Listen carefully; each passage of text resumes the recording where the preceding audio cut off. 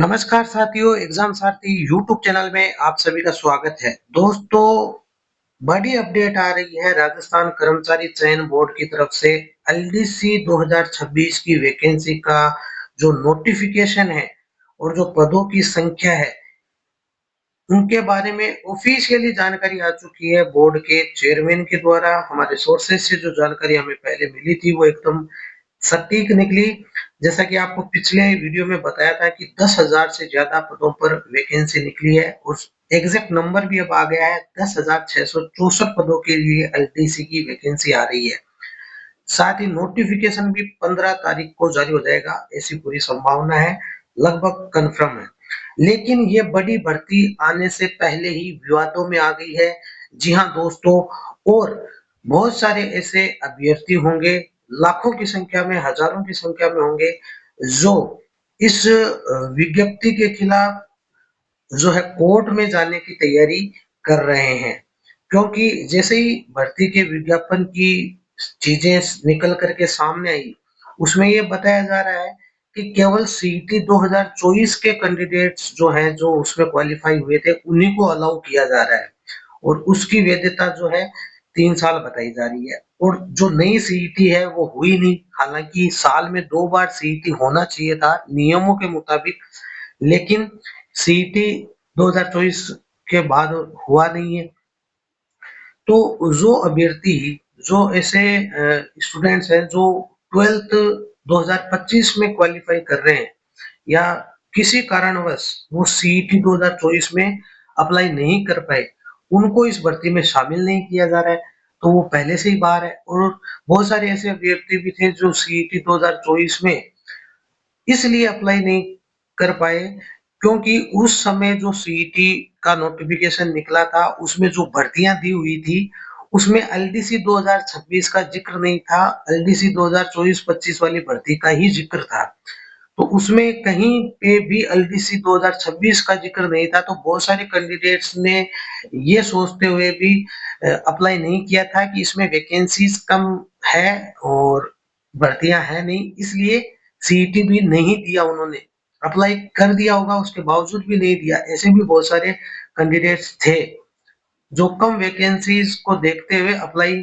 नहीं कर पाए थे, या उन्होंने जानबूझकर नहीं किया कि भर्ती में संख्या कम है या फिर कोई भर्ती भी उनके लायक नहीं थी। लेकिन अब जो बड़ी भर्ती आई है तो वो कैंडिडेट भी अप्लाई करना चाहेंगे, तो उनके साथ एक तरीके से ये अन्याय हो गया कि जो सीईटी 2024 में भर्तियां शो ही नहीं की थी बोर्ड ने, वो भर्तियां इसमें शामिल की जा रही है जो भर्ती पहले वाली सीईटी के नोटिफिकेशन में नहीं थी। तो नई भर्ती को उसमें शामिल करना एक तरीके से अनुचित होगा, तो इसको लेकर के भी हाई कोर्ट का रुख अब कैंडिडेट्स करने वाले हैं। इंतजार है एलडीसी की जो 2026 की विज्ञप्ति है वो ऑफिशियली जारी हो जाए, लेकिन जो चीजें सामने आ रही है उसको देखते हुए ये सोशल मीडिया में मांग चल रही है कि जो सीईटी 2024 वाले ही केवल अलाउ किए जाएंगे जो क्वालिफाई हुए हैं। तो बाकी जो 2025 में जिन्होंने 12th की है, जिनका सीईटी हुआ नहीं है, और चूंकि अब ये कहा जा रहा है कि 2026 में जो सीईटी होगा नए प्रारूप में होगा, प्री और मेंस होगा, तो उस प्री और मेंस के चक्कर में 1.5-2 साल तो और निकल जाएंगे। तो ये डबल स्टैंडर्ड हो जाएगा उसमें कि एक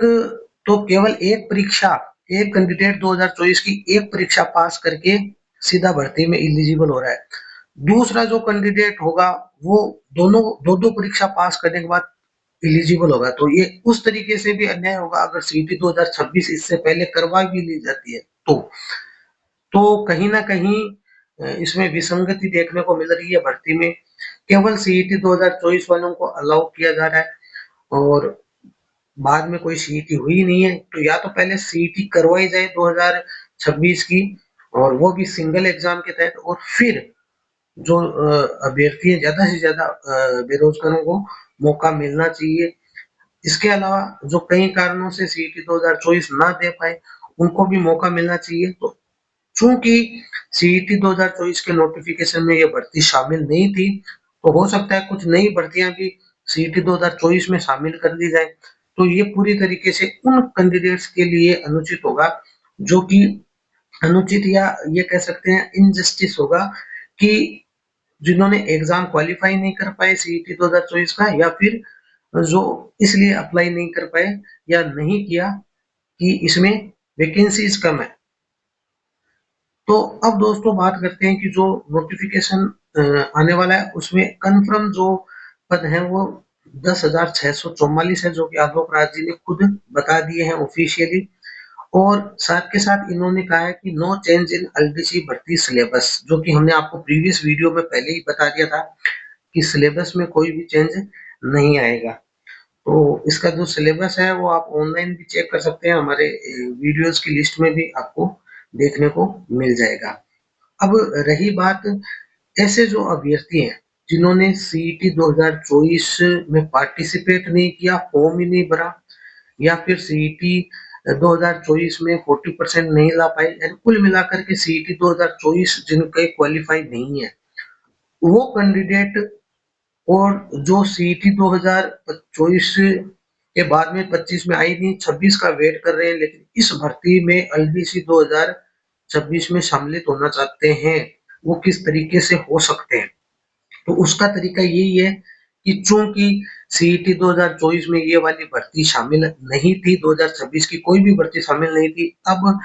जो बोर्ड है 2024 की सीईटी के आधार पर नई नई भर्तियां ला रहा है, चाहे वो महिला सुपरवाइजर हो या कृषि पर्यवेक्षक वाली हो, सुपरवाइजर वाली जो हो, ये जो भर्तियां आई हैं इनमें अगर सीईटी 2024 वाले ही अप्लाई कर सकते हैं, बाकी के जो 25 में जो क्वालिफाई हुए हैं या जो भी उसकी योग्यता है कृषि सुपरवाइजर की वाली और महिला पर्यवेक्षक में उसमें क्या योग्यता है वो आप चेक कर लेना, कहीं ये सीईटी 2024 वाले के हिसाब से ग्रेजुएशन या 12th वाले किस हिसाब से है वो आप देख लेना। अगर दोनों में से कोई भी 2026 की कोई भी भर्ती आ रही है जो पहले वाले नोटिफिकेशन में शामिल नहीं थी, सीईटी ग्रेजुएशन वाला हो चाहे सीईटी 12th वाला हो, तो आप इसको हाईकोर्ट में चुनौती दे सकते हैं, क्योंकि ये नियम के विरुद्ध है कि जो भर्ती सम्मिलित ही नहीं थी उसको सम्मिलित किया जा रहा है, और बहुत सारे अभ्यर्थी वंचित हो रहे हैं हजारों लाखों की संख्या में नई भर्तियों से, चाहे वो एलडीसी की हो या हो सकता है बेसिक कंप्यूटर नोटिस की भर्ती आ रही है उसको भी सीईटी में शामिल कर लिया जाएगा। और जो महिला पर्यवेक्षक आई है, कृषि सुपरवाइजर की जो आई है, तो उन सभी भर्तियों को सीईटी 2024 में शामिल किया जा रहा है, जिसके चलते बहुत सारे अभ्यर्थी वंचित हो जाएंगे। तो ऐसे बहुत सारे कैंडिडेट्स होंगे जो सीईटी जिनके पास नहीं है 2024 वाला, चाहे वो 12th वाला हो, ग्रेजुएशन वाला, आगे की किसी भी भर्ती में मांगा जाता है, जो भर्तियां इनमें सम्मिलित नहीं थी, तो इसके खिलाफ वो हाईकोर्ट में रिट पिटीशन दायर कर सकते हैं और ये अपील कर सकते हैं कि उन्हें वंचित ना रखा जाए, या तो उन्हें भी सम्मिलित किया जाए, नई सीईटी पहले करवाई जाए, अदरवाइज कोई तरीका निकाला जाए कि 2026 की जो भर्तियां हैं उनको किस आधार पर बिना सीईटी के भी करवाया जाए, या फिर सीईटी 2026 पहले करवाया जाए, यही मांग हो सकती है। तो ये जो भी अभ्यर्थी सीईटी 2024 जिनके पास नहीं है, तो इसके लिए आप हाई कोर्ट में रिट याचिका दायर कर सकते हैं। आपकी सुविधा के लिए नीचे डिस्क्रिप्शन में advocate and associate Jaipur high court